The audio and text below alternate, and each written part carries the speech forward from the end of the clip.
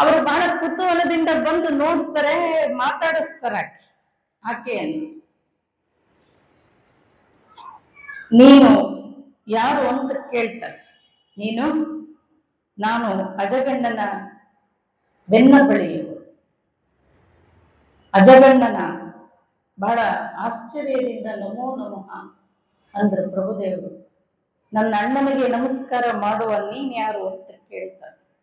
ಅಲ್ಲಮ್ಮ ಪ್ರಭುಗಳು ಹೇಳ್ತಾರೆ, ಪಂಚಭೂತಗಳ ಪೃಥ್ವಿ, ಅಪ್ಪು, ತೇಜ, ವಾಯು, ಆಕಾಶ ಹುಟ್ಟೋದಕ್ಕಿಂತ ಪೂರ್ವದಲ್ಲಿ ನಮ್ಮವ್ವ ಹುಟ್ಟಿದ್ಲು. ಆಕೆ ಹುಟ್ಟೋದಕ್ಕಿಂತ ಪೂರ್ವದಲ್ಲಿ ನಮ್ಮಪ್ಪ ಹುಟ್ಟದೆ ಬೆಳೆದಿದ್ದ. ಅವರ ಬಸುರಲ್ಲಿ ಬಂದ ನಾನು ಅಲ್ಲಯ್ಯ. ನೀನು ಇಂಥ ಜ್ಞಾನಿ ಅಣ್ಣನ ತಂಗಿ ಅಜ್ಞಾನಿ ತರ ಯಾಕೆ ಕಳ್ತಾ ಇದೀಯಾ ಅಂತ ಕೇಳ್ತಾರೆ ಪ್ರಭುದೇವರು. ಅದಕ್ಕೆ ಮುಕ್ತಾಯಕ್ಕೆ ಹೇಳಿದ್ರು, ಇಲ್ಲ, ನನ್ನ ಅಣ್ಣ ಜ್ಞಾನದಲ್ಲಿ ಅತ್ಯಂತ ಉನ್ನತ ಮಟ್ಟವನ್ನ ತಲುಪಿದ್ದ.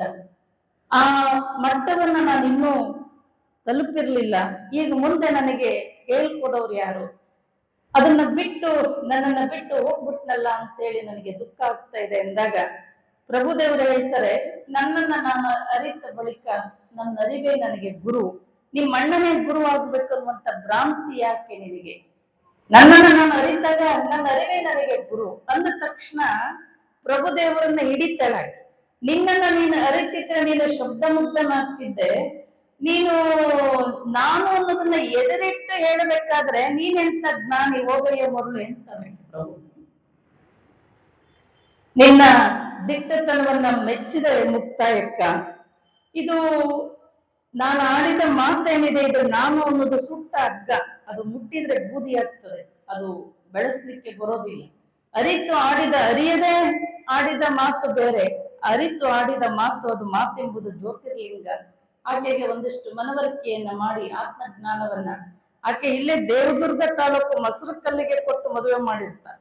ಇಲ್ಲಿ ಬಹುಶಃ ಆ ಊರು ಮೊಸರುಕಲ್ಲು ಅಂತ ಅದಕ್ಕೊಂದು ಕಥೆ ಹೇಳ್ತಾರೆ. ಅಜಗಣ್ಣ ತನ್ನ ತಂಗಿಯನ್ನ ಮದುವೆ ಮಾಡಿಕೊಟ್ಟಾಗ, ಅಣ್ಣನ ಈಗ ನಂಗೆ ವಾಹನಗಳ ಸೌಲಭ್ಯ ಇರ್ಲಿಲ್ಲ, ನೀನ್ ಒಬ್ಬನೇ ಇರ್ತೀಯ, ನಿನಗೇನಾದ್ರೂ ಹೆಚ್ಚು ಕಮ್ಮಿ ಆದ್ರೆ ಅಷ್ಟು ದೂರದಲ್ಲಿರೋ ನನಗೆ ತಿಳಿಸೋದು ಯಾರು ಅಂತ ಕೇಳ್ತಾಳೆ ಆಕೆ ಗಂಡನ ಮನೆಗೆ ಹೋಗೋ ಸಂದರ್ಭದಲ್ಲಿ. ಅವಾಗ ಅಜಗಣ್ಣ ಹೇಳ್ತಾನಂತೆ, ನಿನ್ನ ಮುಡಿಗೆ ಮುಟ್ಕೊಳ್ಳುವಂತ ಮಲ್ಲಿಗೆ ಹೂವು ನೀನು ಮುಡಿಯೋದಕ್ಕಿಂತ ಮೊದಲೇ ಅದು ಬಾಡಿ ಹೋಗ್ತದೆ, ನೀನು ಕಡಿಯುವಂತ ಮೊಸರು ಕಲ್ಲಾಗ್ತದೆ. ಹಿಂಗೇನಾದ್ರೂ ಸೂಚನೆಗಳು ಕಂಡು ಬಂದ್ರೆ ಅವತ್ತೇ ನಾನು ಲಿಂಗೈಕ್ಯರಾಗಿದ್ದೀನಿ ಅಂತ ನೀನು ತಿಳ್ಕೊ ಅಂತೇಳಿ.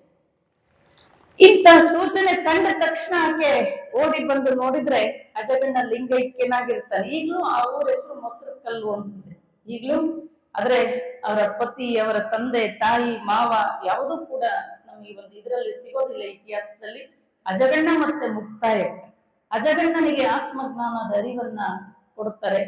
ಪ್ರಭುದೇವರು ಹೀಗೆ ಸಂಚಾರ ಮಾಡ್ತಾ ಮಾಡ್ತಾ ಇಲ್ಲಿ ಸೊಲ್ಲಾಪುರಕ್ಕೆ ಬರ್ತಾರೆ. ಸೊಲ್ಲಾಪುರದಲ್ಲಿ ಸಿದ್ದರಾಮೇಶ್ವರ ಸಣ್ಣ ವಯಸ್ಸಿಗೆ ಮಲ್ಲಿಕಾರ್ಜುನನ ಸಾಕ್ಷಾತ್ಕಾರ ಮಾಡ್ಕೊಂಡಿರ್ತಾರೆ, ರಾಜಗುರು ಆಗಿರ್ತಾರೆ. ಅವರಿಗೂ ಒಂದಿಷ್ಟು ನಾನು ಅನ್ನೋ ಅಹಂಕಾರ ಬಂದಿರುತ್ತೆ. ನನ್ನಂಗೆ ಸುಮಾರು 4,000 ಜನ ಶಿಷ್ಯರಿರ್ತಾರೆ. ಕೆರೆ ಕಾಲುವೆಗಳನ್ನ ಕಟ್ಟಿಸೋದು, ಗುಡಿ ಗುಂಡಾರಗಳನ್ನ ಕಟ್ಟಿಸುವಂತ ಕೆಲಸಗಳನ್ನ ಮಾಡ್ಕೊತಾ ಇರ್ತಾರೆ. ಇದ್ದದಿದ್ದಾಗೆ ಪ್ರಭುದೇವರಲ್ಲಿ ಬರ್ತಾರೆ.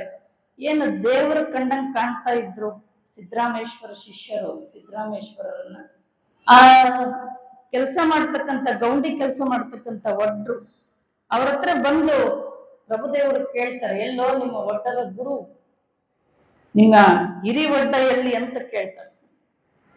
ಭಾರಿ ಸಿಟ್ಟು ಬರ್ತದೆ ಶಿಷ್ಯರಿಗೆ. ನಮ್ಮ ಒಬ್ಬ ರಾಜಗುರುವನ್ನ ಮೈ ಮೇಲೆ ಹಾಕೊಳ್ಳೋಕೆ ಸರಿಯಾಗಿ ಬಟ್ಟೆ ಇಲ್ಲ, ಒಡ್ಡರ ಗುರು ಅಂತ ಕರೀತಾರಲ್ಲ ಅಂತೇಳಿ ಅವ್ರೇನು ಕಲ್ಲುಗಳನ್ನ ಕಟ್ತಾ ಇರ್ತಾರಲ್ಲ, ಆ ಕಲ್ಲುಗಳನ್ನ ತಗೊಂಡು ಬೀಸ್ತಾರಂತ. ಬೀಸಿದ್ರೆ ಇವರು ಯೋಮಕಾಯ ಸಿದ್ಧರಾಗಿದ್ರಿಂದ ಆ ಕಲ್ಲುಗಳು ಅವ್ರಿಗೆ ಬಡಿಯೋದಿಲ್ಲ. ಕಲ್ಲು ಗುಡ್ಡೆ ಮೇಲೆ ನಿಂತ್ಕೊಂಡು ನಗ್ತಾ ಇರ್ತಾರೆ. ಆಮೇಲೆ ಇವನೇನೋ ಮಾಯಾವಿ ಇದ್ದಂಗೆ ಕಾಣ್ತ ತಡಿ ಅಂತ ಹೇಳ್ಸದ್. ದಯಮಾಡಿ ಮಕ್ಕಳು ಗಲಾಟೆ ಮಾಡಿಸ್ಬೇಡ್ರಿ ನೀವು ಇಲ್ಲಿ. ಮಾಯಾವಿ ಇದ್ದಂಗೆ ಕಾಣ್ತ ತಡಿ, ಈತನನ್ನ ಸ್ವಲ್ಪ ಎಲ್ಲರೂ ಹಿಡ್ಕೊಂಡು ಗುದ್ದಣ ಅಂತ ಹೋದ್ರೆ ಆ ಗುದ್ದುಗಳು ಅವರಿಗೆ ಒಬ್ರಿಗೊಬ್ರಿಗೆ ಬೀಳ್ತಿರ್ತಾವೆ. ಆಮೇಲೆ ಇದು ನಮ್ಮಿಂದ ಸಾಧ್ಯ ಇಲ್ಲ ತಡಿ ಅಂತೇಳಿ ಆ ಕಡೆ ದಡದಲ್ಲಿ ಸಿದ್ದರಾಮೇಶ್ವರ ಕೆರೆ ಕಟ್ಟಿಸ್ತಾ ನಿಂತಿರ್ತಾರೆ. ಹೋಗಿ ಹೇಳ್ತಾರೆ, ಯಾರೋ ಒಬ್ಬ ಬೈರಾಗಿ ಬಂದಿದ್ದಾನೆ, ಅವನ ಮೈ ಮೇಲೆ ಹಾಕೊಳ್ಳಿಕ್ಕೆ ಬಟ್ಟೆ ಇಲ್ಲ, ನಿಮ್ಮನ್ನ ಒಡ್ಡಲ ಗುರು ಅಂತ ಕರೀತಾನೆ. ಭಾರಿ ಸಿಟ್ಟು ಬರ್ತದೆ ಒಂದು ಸಿದ್ದರಾಮೇಶ್ವರ. ಯಾರು ನನ್ನನ್ನ ಜರಿದವರು, ಯಾರು ನನ್ನನ್ನ ಬೈ